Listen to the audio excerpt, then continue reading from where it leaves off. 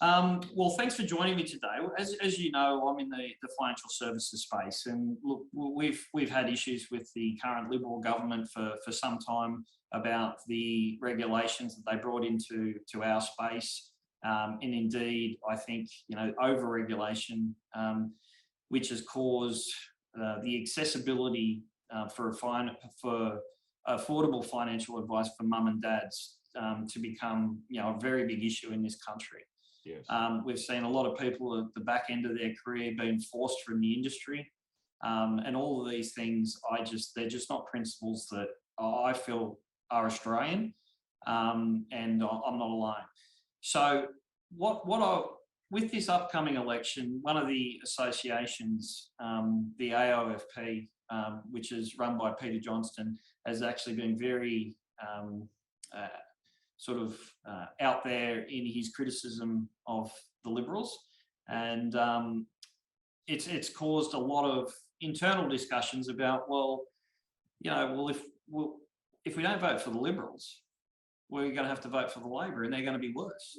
Yes. Now, personally, I don't think that that's true, and I also think that it's a bit of a misconception in Australia that, it's either one or the other, but there's no in between. And so what I'd like us to go through today is how that is a fallacy and how we can set the record straight on how we can get the minor parties engaged in the process, and people can actually show their support at the ballot box.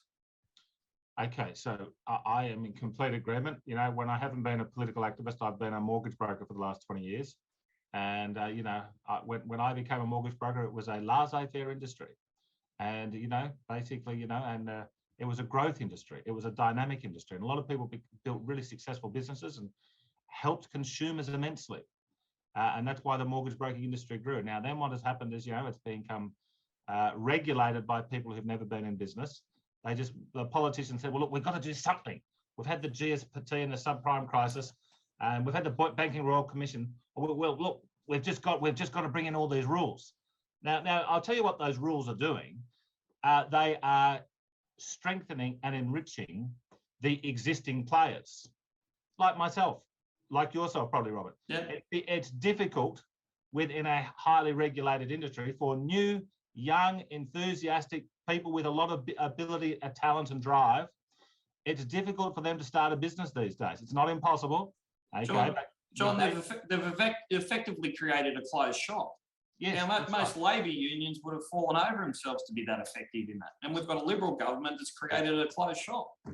Absolutely. Ridiculous. That's what, and so, good for me, okay? But I mean, a politician is meant, and good citizens are meant to be thinking about what's good for the wider world.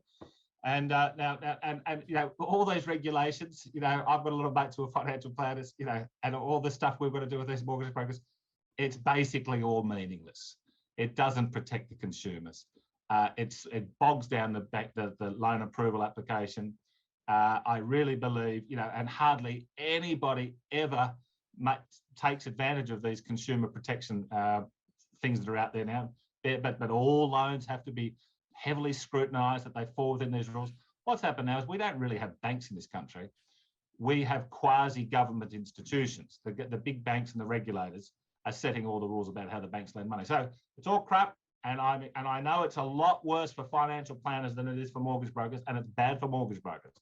And I know that what's happening is it's resulting in probably millions of Australians, mum and dads who aren't focused on their finances, good people, but they're doing other things, being underinsured. And so that can't be a good thing, because they've made it so complicated and so heavily regulated, which is the complete opposite of what the Liberal Democrats want to do.